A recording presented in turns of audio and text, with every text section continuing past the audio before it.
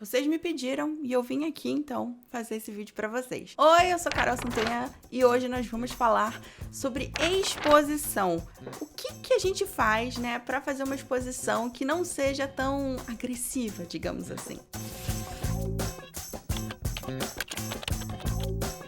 Gente, então, semana passada eu falei brevemente, né, no meu vídeo, que eu falei especificamente da escrita de roteiros, da linguagem audiovisual. A gente comentou ali sobre a questão da exposição bem rapidamente. Vocês me pediram lá nos comentários, faz, por favor, o vídeo de exposição. Então, estamos aqui para falar um pouquinho dela, que ela é, né, muito temida, muito odiada, mas a gente não tem como fugir muito dela. Eu queria fazer um parêntese aqui e dizer que eu já falei sobre exposição em alguns momentos. E eu vou citar esses momentos quando eu trouxer esses pontos, esses vídeos aqui para a roda também. Porque eu fiz aqui alguns tópicos que a gente pode usar para pensar e fazer uma exposição de uma maneira que não seja tão chata, tão ali na cara. Primeiramente, o que é exposição, gente? Exposição é a gente expor. Exposição é a gente virar e fazer exposição de alguma informação que a audiência precisa para poder entender o que tá rolando ali na história. Então, geralmente, né, quando, por exemplo, a gente tá iniciando um filme ou iniciando um piloto, né, a gente vai ter que contar um montão de coisa pra audiência. A gente vai ter que contar quem são aqueles personagens, o que eles fazem, quais são as motivações e etc. Em alguns determinados gêneros, por exemplo, a fantasia, às vezes a gente tem que explicar todo o funcionamento de um mundo, né? E isso pode ser uma questão para muitas pessoas. Todo mundo fala assim, ai, cuidado com a exposição. Mas a verdade, gente, é que eu não vejo a exposição como uma coisa tão ruim. Ela é necessária, porque se você não mostra para a audiência o que ela precisa saber, você não consegue entregar narrativa, trama nenhuma, porque ela não vai conseguir entender. Então, o público, para comprar e seguir na história, a gente precisa entender o que está acontecendo ou minimamente entender para continuar engajado e querendo saber mais. E vocês vão entender isso ao longo da minha explicação, tá? Então, assim, a primeira coisa que é necessária para que você não fique refém. Nossa, gente, tá uma ventania aqui. Para que você não fique refém, né, de uma exposição mal feita, que não foi pensada e que você tá ali só jorrando informação, é você pensar na estrutura. Quando você tem, por exemplo, uma escaleta das cenas, né, você sabe o que vai acontecer, você tem um planejamento, você consegue entender de uma forma macro essa diluição dessas informações. Você precisa entender em que medida você precisa colher algo que você plantou, em que medida você vai precisar que a audiência entenda aquela informação. Então, o primeiro passo é que você tenha a sua estrutura e você tenha uma escaleta. O que é escaleta, né? Escaleta, ela é o resumo das suas cenas, tá? Cena a cena, você tem ali pequenos trechos do que acontece em cada cena, resumidamente falando. E quando você tem isso, isso é tipo uma vacininha que você tem para que você não esbarre ali no momento de, putz, tenho que contar isso tudo. Não, você consegue diluir ao longo do caminho essas informações. Se você precisar contar alguma coisa, traga isso em diálogos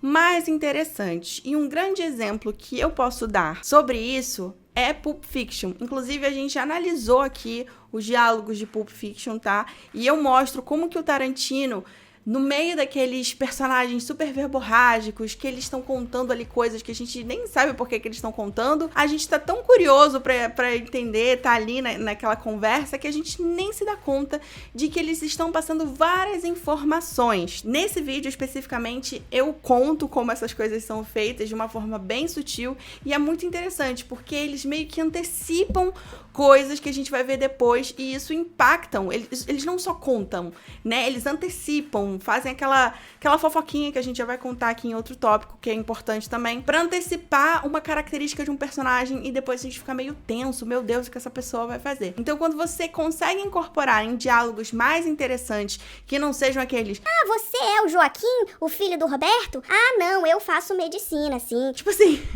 às vezes a gente vê informações em diálogos super deslocados, que a gente sente que tá ali só pra promover a exposição. E não é bem isso, né? A gente tem essa manha pra conseguir incorporar essas questões no diálogo. Inclusive, eu já fiz um vídeo aqui sobre diálogo, que é na minha opinião, um dos melhores vídeos desse canal. Se você clicar aqui, você pode assistir, que eu também falo sobre essa questão da exposição também. Então, temos 2 vídeos aí que podem te ajudar nesse tópico da exposição pelo diálogo. E aí, como eu falei, um terceiro tópico que eu acho que é muito importante e que é perfeito para os filmes são as fofocas. Fofoca ajuda a gente a descobrir muita coisa. Vocês podem ver que até nas peças, né, algo que também vem do teatro, às vezes a gente tem ali uns personagens fofocando sobre outros que vão entrar. Então isso é algo que já é bem comum, incorporado na dramaturgia, né? Mas eu acho que o mais interessante pra gente fazer isso, no cinema especificamente, é aquela fofoca contada pela metade. A gente sabe que na nossa vida real, sabe, tem aquela coisa de assim, eu não gosto de fofoca pela metade, não se conta fofoca pela metade. No cinema, nas séries, a fofoca não só pode, como deve ser contada pela metade. Por quê? Porque a gente é fofoqueiro, né? A gente quer entender o que tá acontecendo. E quando a gente conta algo pela metade, a gente fica esperando a próxima informação. Então, ao invés dele simplesmente jorrar uma exposição na minha cara e fazer com que eu sinta, meu Deus, ele está nesse momento só para contar. Não, ele joga coisas, eu entendo alguma coisa pelo subtexto, pelo contexto, mas eu talvez precise de uma informação que vai vir só depois. Por isso mesmo que eu falo que essa estrutura e que essa visão macro é muito importante, porque a gente consegue ver exatamente onde a gente vai complementar a fofoca que a gente está dando pela metade agora, entendeu? Então essas fofocas pela metade são maravilhosas.